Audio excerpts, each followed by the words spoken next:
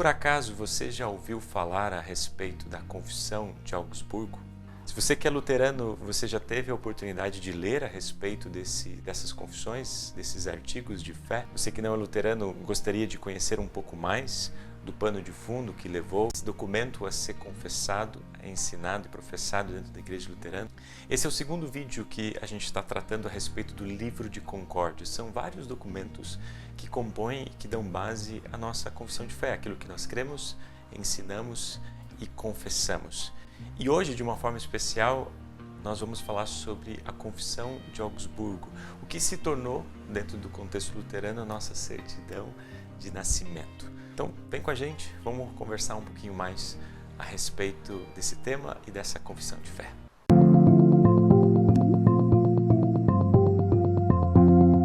O imperador Carlos V, ele estava preocupado com a direção com que os aspectos políticos e religiosos estavam tomando no seu império. Em 1530, ele convocou o que chama de uma dieta imperial, uma assembleia que tinha um duplo propósito. Primeiro, era tentar resolver de uma vez por todas essa relação entre católicos e luteranos, algo que estava vindo desde 1517, com as 95 teses que Lutero pregou lá na porta do castelo de Wittenberg. Depois, as situações acabaram simplesmente se agravando. Em 1530, parece que a situação estava um pouquinho mais difícil e complexa.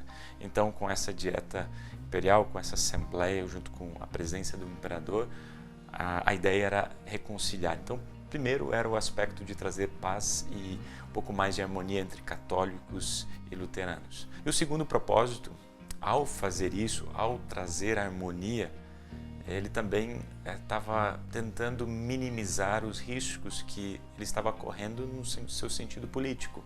Os turcos estavam tentando atacar e também o rei da França estava já fazendo certas investidas em aumentar um pouco do seu território. O imperador Carlos V acreditava que uma paz religiosa entre católicos e luteranos pudesse dar a harmonia que ele precisava justamente para lidar com questões políticas e territoriais que ele estava passando naquele momento. De forma geral, o que o imperador queria que os luteranos explicassem, então fez esse pedido aos príncipes luteranos, o porquê que eles estavam introduzindo e modificando alguns costumes dentro da vida da igreja.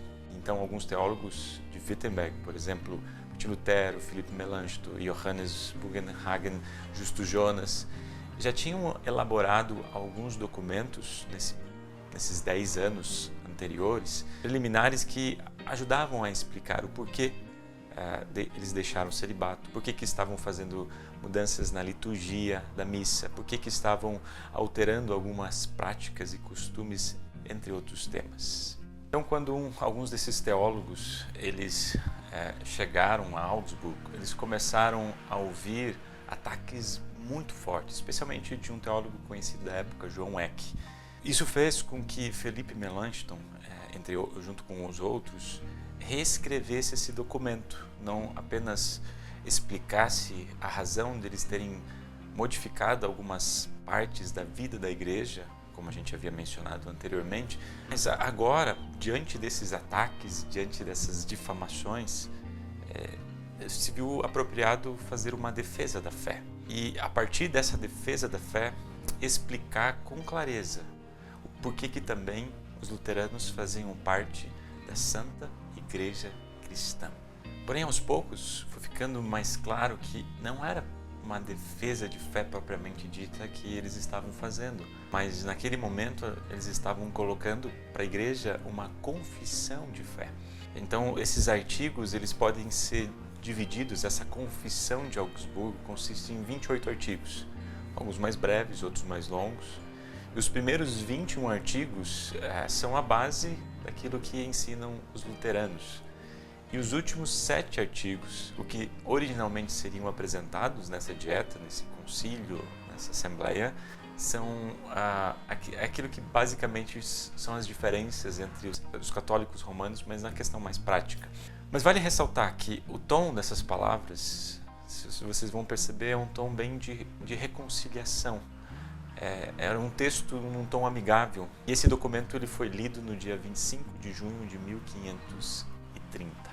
Então, diante das reações que esse documento teve após a leitura dessa confissão de fé, o imperador Carlos V então pediu para que alguns teólogos católicos romanos escrevessem então uma resposta que ele chamou de uma confutação, para ver se as teses que os luteranos estavam apresentando eram plausíveis ou não.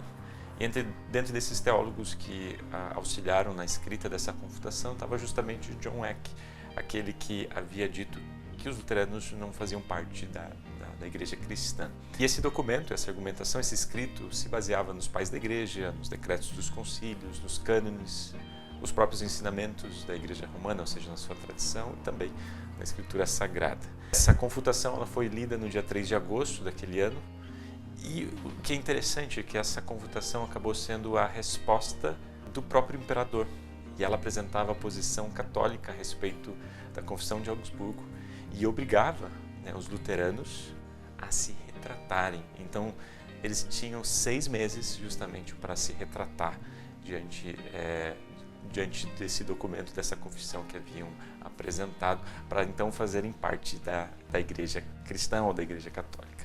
Com base nas anotações feitas diante daquele dia onde a confutação foi lida, e até um detalhe interessante, porque esse documento nunca foi entregue aos luteranos. Então, diante das anotações, Felipe Melanchthon então escreveu o que tem no livro de Concórdia, a apologia. E daí, então, a apologia vem do termo apologial, que é a defesa. Então, a apologia ela tem um tom muito mais de defesa da fé, não tão em tom mais de reconciliação. Também em questão de tamanho, a gente vai poder perceber que a apologia ela tem uma extensão maior, justamente porque ela traz argumentos em relação ao documento da confutação que foi apresentado. E um dos documentos, um dos artigos mais importantes, que talvez seja um dos mais longos, é o coração do Evangelho, quando fala da justificação pela fé, da maneira como nós somos aceitos por Deus, assim como o apóstolo Paulo diz, do início ao fim, é a ação de Deus em Cristo. Concluindo, podemos dizer que a Confissão de Augsburgo se torna então a certidão de nascimento da Igreja Luterana, porque elas colocam as bases daquilo que nós cremos, ensinamos e confessamos. Se eu for sugerir para você, se eu puder fazer essa sugestão, comece lendo esses artigos, que eles são a base daquilo que nós cremos e vão dar um bom entendimento a respeito do pensamento e do ensino da Igreja Luterana. Eu vou deixar aqui nos comentários alguns vídeos que meus professores do Seminário Concórdia fizeram, que vão dar uma boa base também para vocês entrarem nesse documento, entenderem um pouquinho a sua mensagem, o seu contexto. Esse foi o Momento Drops Luterano, da Igreja Evangélica Luterana do Brasil, mas especialmente da Congregação Concórdia. Sou o pastor Matheus Schmidt, uma alegria ter você aqui junto conosco. Se esse vídeo foi importante, se de alguma forma te ajudou a olhar um pouco mais sobre algumas ênfases luteranas, mas especialmente também a respeito do livro de Concórdia, você sempre é convidado a estar aqui conosco. Um grande abraço, fique com Jesus.